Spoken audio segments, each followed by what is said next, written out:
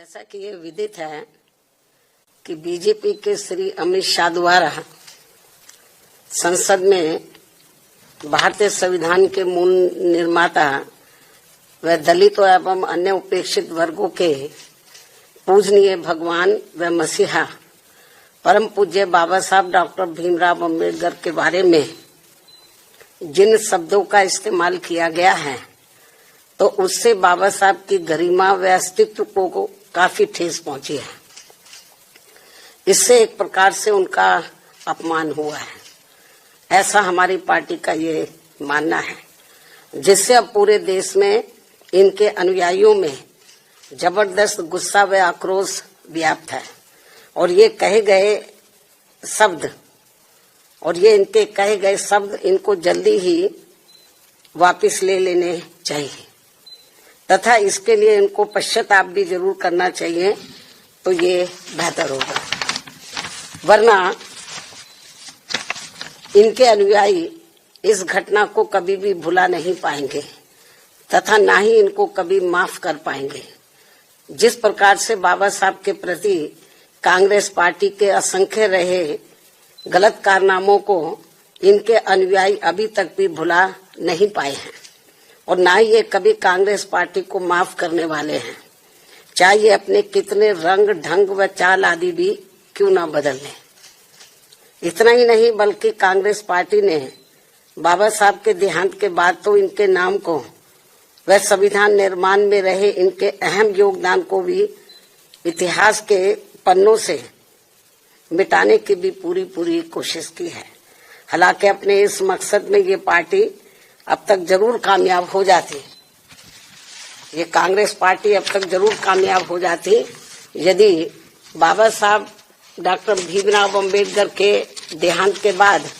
इनके अधूरे रहे कारवा को आगे बढ़ाने के लिए मान्यवर श्री कांशीराम जी अपना पूरा जीवन समर्पित करके वे आगे नहीं आते,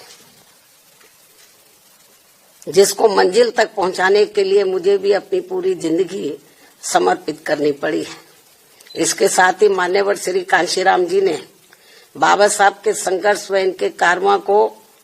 खत्म करने वाली कांग्रेस पार्टी के सभी साम दाम दंड भेद आदि हथकंडों का मुकाबला करके व उनसे सावधानी बरतते हुए तब फिर बीएसपी का गठन किया है, जिससे अब कांग्रेस बीजेपी व अन्य सभी जातिवादी एवं संकीर्ण मानसिकता रखने वाली पार्टियां किस्म किस्म के हथकंडे इस्तेमाल करके कमजोर करने में लगी है। जबकि यूपी में 4 बार बीएसपी के नेतृत्व में रही सरकार ने जिस प्रकार से यूपी की राजधानी लखनऊ में व दिल्ली के नजदीक नोएडा में भी बाबा साहब डॉक्टर भीमराव अम्बेडकर के सम्मान में अनेकों भव्य व ऐतिहासिक स्मारक संग्रहालय व स्थल आदि बनाए हैं, साथ ही इनके नाम पर यहाँ अनेकों जनहित की योजनाएं शुरू की गई हैं। नए जिलों के नाम आदि भी रखे गए हैं, जिनमें से बाद में काफी कुछ को समाजवादी पार्टी की सरकार ने बदल भी दिया है, जो इस पार्टी की बाबा साहब के प्रति इनकी नफरत को भी दर्शाता है, जो अब कांग्रेस के साथ मिलकर इनके सम्मान की हवाई बातें कर रहे हैं। इसी प्रकार इन वर्गों से जुड़े अन्य संतों गुरुओं व महापुरुषों आदि को भी पूरा आदर सम्मान दिया गया है, जिससे अब कांग्रेस व बीजेपी आदि की नींद उड़ी हुई है। ये जो हमने काम किए बाबा साहब के सम्मान में, तो उससे अब बीजेपी व कांग्रेस आदि की नींद उड़ी हुई है, जिनके अनुयायियों के वोटों को लुभाने के लिए, जिनके अब बाबा साहब के जो अनुयायी हैं या अन्य संत गुरु और महापुरुष हुए हैं, उन जो दलित और अन्य पिछड़े वर्ग से ताल्लुक रखते हैं, तो उनके अनुयायियों के वोटों को लुभाने के लिए फिर बीजेपी को भी मजबूर होकर वे अपने दिल पर पत्थर रखकर इनके सम्मान में कुछ कदम भी उठाने पड़े हैं। और अब कांग्रेस पार्टी भी बाबा साहब के दलित व अन्य उपेक्षित वर्गों के वोटों को लुभाने के लिए आए दिन किस्म किस्म की सियासत करने में लगी है। और इसी क्रम में कांग्रेस पार्टी अब इस कोशिश में लगी है कि श्री अमित शाह के मुद्दे पर कुछ न कुछ दलितों का वोट जरूर बटोर लिया जाए। जबकि बाबा साहब ने अपने जीते जी दलितों व अन्य उपेक्षित वर्गों के लोगों को इस पार्टी के बारे में सावधानी के तौर पर उन्हें ये कहा था कि कांग्रेस पार्टी कभी भी माफ करने लायक पार्टी नहीं है। इस पार्टी से इन वर्गों के लोग कभी भी जुड़ने की कोशिश ना करें, ये बाबा साहब ने कहा था। क्योंकि जिस कांग्रेस पार्टी ने कदम कदम पर हमेशा मेरा अपमान किया, यानी कि बाबा साहब का अपमान किया है, मुझे इस पार्टी ने कानून मंत्री पद से इस्तीफा देने के लिए मजबूर किया तथा संसद में चुनकर भी नहीं आने दिया है। इसके अलावा जो भी कानून संविधान में इनके हितों में बनाए गए हैं, वीकर सेक्शन के हितों में बनाए गए हैं, तो उन्हें भी लागू नहीं होने दिया गया है, जिनका चाल चरित्र व चेहरा अभी तक भी बदला नहीं है। और अब तो ये पार्टी भारतीय संविधान में इन वर्गों के मिले आरक्षण को ही सही वक्त आने पर खत्म करने में लगी है। और इन सब मामलों में बीजेपी भी हमें कोई पीछे नजर नहीं आती है, पीछे होती हुई, और इन सब मामलों में बीजेपी भी कोई पीछे नहीं है। ये पार्टी भी इन वर्गों के वोटों को लुभाने के लिए आए दिन किस्म किस्म की सियासत करती रहती है। और इस चक्कर में अब ये पार्टी खुद ही अपने जंजाल में बहुत बुरी तरह से फंस गई है। कहने का तात्पर्य ये है कि चाहे बीजेपी हो या फिर कांग्रेस पार्टी एंड कंपनी के लोग हों, ये सभी दल अभी भी बाबा साहब का कतई भी दिल से सम्मान नहीं करते हैं। अर्थात इनका सम्मान केवल दिखावटी व छलावा वाला ही रहा है, अभी तक जो हमें देखने के लिए मिल रहा है। और अब ये सभी पार्टियां बाबा साहब का केवल नाम इस्तेमाल करके इनके अनुयायियों का वोट लुभाने में ही लगी है, जिनसे बाबा साहब के अनुयायियों को हमेशा सावधान रहना है। और अब इन्हें बाबा साहब के पद चिन्हों पर चलकर अपनी एकमात्र हितैषी पार्टी बीएसपी से ही जुड़कर अपने मसीहा व भगवान बाबा साहब डॉक्टर भीमराव अम्बेडकर का नाम यूपी की तरह पूरे देश में भी रोशन करना है, ताकि फिर कांग्रेस, बीजेपी व अन्य कोई भी जातिवादी व संकीर्ण मानसिकता रखने वाली पार्टी कभी भी इनका अपमान करने की अपनी हिम्मत न जुटा सके, तथा फिर आए दिन इनके अनुयायियों का हर स्तर पर हो रहा शोषण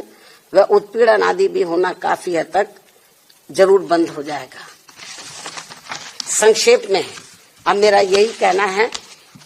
कि खासकर दलितों व अन्य उपेक्षित वर्गों के वोटों के लिए पिछले 1-2 दिनों से संसद में सत्ता व विपक्ष के बीच में जो सियासत चल रही है और उनके वोटों के लिए इनमें मेरे व तेरे अम्बेडकर हैं, जो ये सब चल रहा है, और अब इनकी ये लड़ाई धक्का मुक्की तक भी उतर आई है, ये सब शोभा नहीं दे रहा है।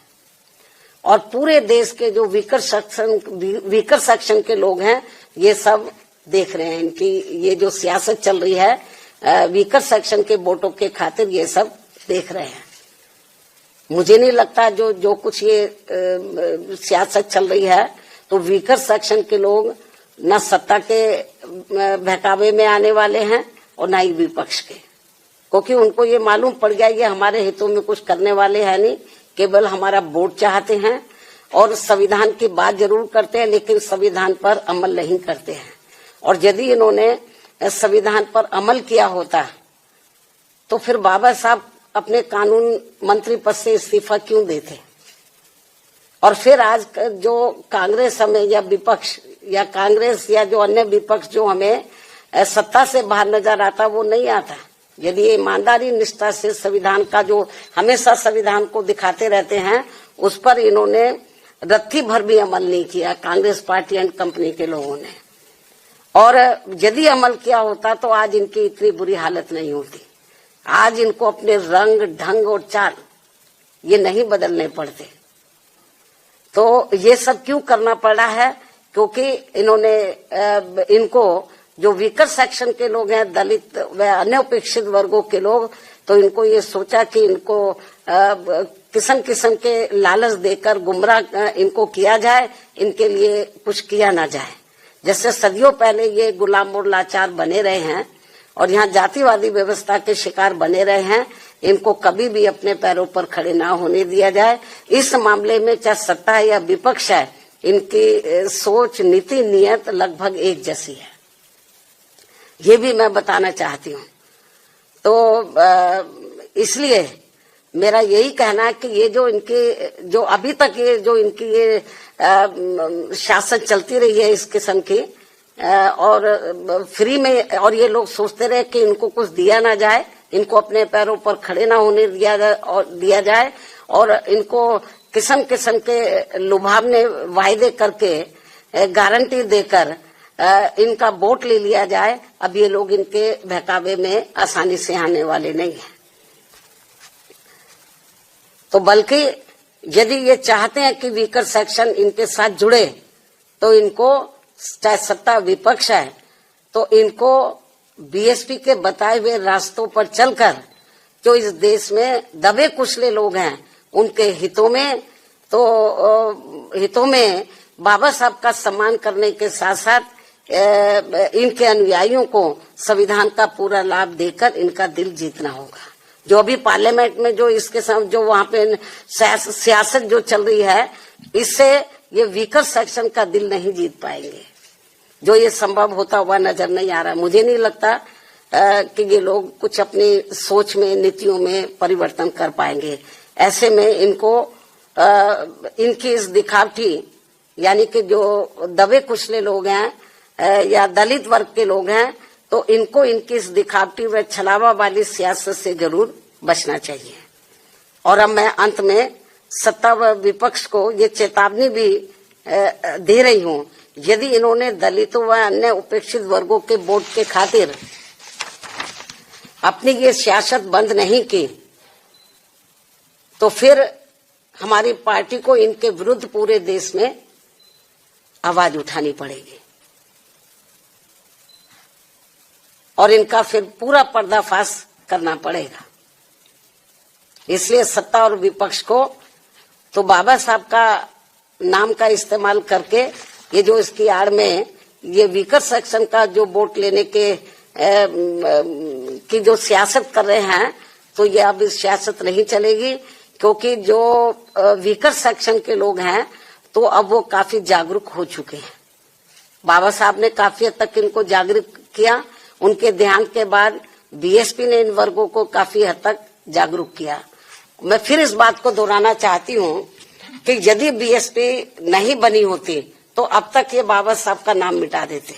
और जो संविधान में दबे कुचले लोगों को कानूनी अधिकार मिले उन्हें खत्म कर देते। ये तो बीएसपी की वजह से इनकी मजबूरी है। तो इसलिए जब उसमें ये कामयाब नहीं हो पा रहे हैं, तो ये लोग अब सोच रहे हैं कि इसके बाद इन्होंने बीएसपी को खत्म करने का प्रयास किया कि बीएसपी को खत्म किया जाए, तब दबे कुचले लोगों का वोट पड़ेगा। तो इन्होंने छोटी छोटी पार्टियां बनाई स्वार्थी किस्म के लोगों को इस्तेमाल करके, ताकि इनका चुनाव में वोट बढ़ जाए। ये सब किया इन्होंने। तो लेकिन इनको लगा कि बीएसपी फिर भी कमजोर नहीं हो रही है, तो अब इन्होंने ये नई नौटंकी शुरू की है, नई सियासत शुरू की है जो ठीक नहीं है। और जो दलित और वीकर सेक्शन के, जो अन्य वीकर सेक्शन के लोग हैं, अब ये जल्दी से इनके बहकावे में आने वाले नहीं हैं। इनको इसलिए सत्ता और विपक्ष को, जो पार्लियामेंट में इस समय चल रहा है, इनको अपनी ये घिनौनी राजनीति, सियासत बंद करनी चाहिए।